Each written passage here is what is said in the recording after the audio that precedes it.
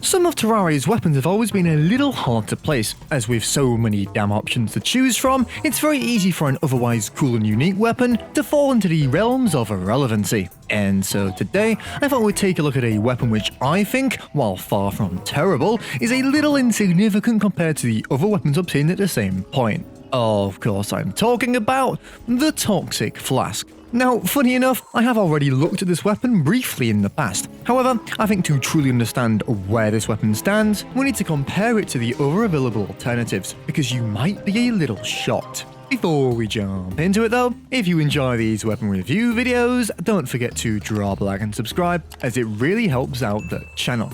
Okay then, let's first see how you can get one. Interestingly, despite the Toxic Flask being a solar eclipse drop, like a few other weapons, it's actually locked behind post-plant Terra, meaning it shouldn't be really that difficult to obtain, with the main barrier, getting a solar eclipse to spawn, being completely bypassed by the beauty of the solar tablet. You see, by heading to your Lizard Temple after defeating Plantera, you can very simply just farm enemies for an infinite amount of solar tablet fragments, which then can be crafted into a full tablet at an anvil for 8 apiece. Also, if this is your first time in a temple, which it probably will be, you'll have a 1 in 5 chance of finding a whole tablet in a lizard chest anyway. So, assuming you do go this route, a solar eclipse is basically guaranteed at this point in progression, allowing you not to have to rely on that measly 1 in 20 chance of one occurring naturally.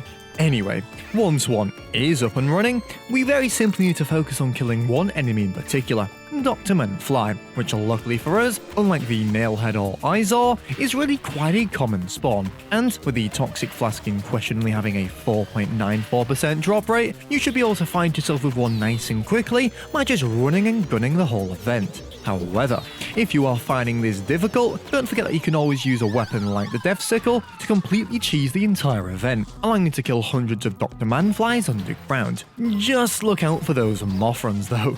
However you battle your Eclipse, don't be surprised to be leaving it with multiple Toxic Flasks, as they really aren't that elusive.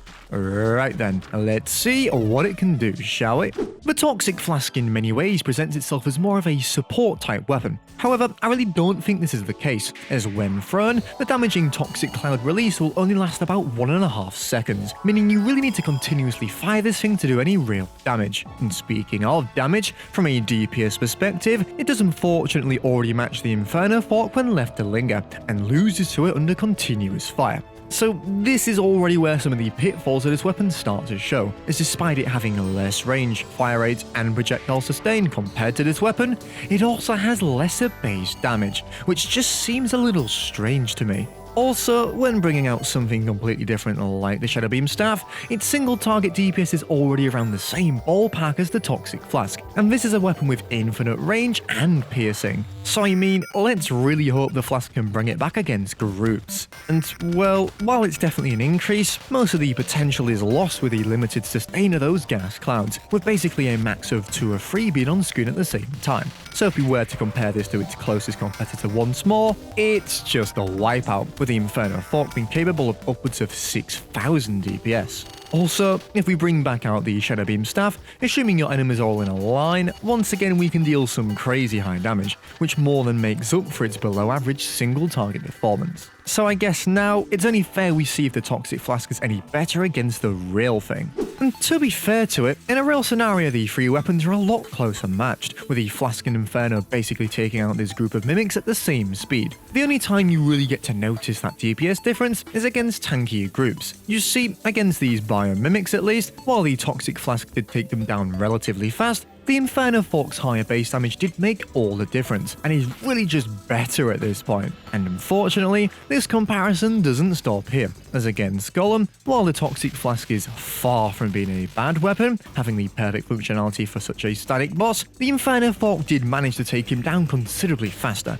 thanks to probably the combination of damage, sustain, and ease of use. So yeah, things are looking pretty rough. But you know, going back to what I did say earlier, it's not still actually a bad weapon, and due to the nature of its functionality, will get you a cultist kill. Well, a very clunky one, but still kill.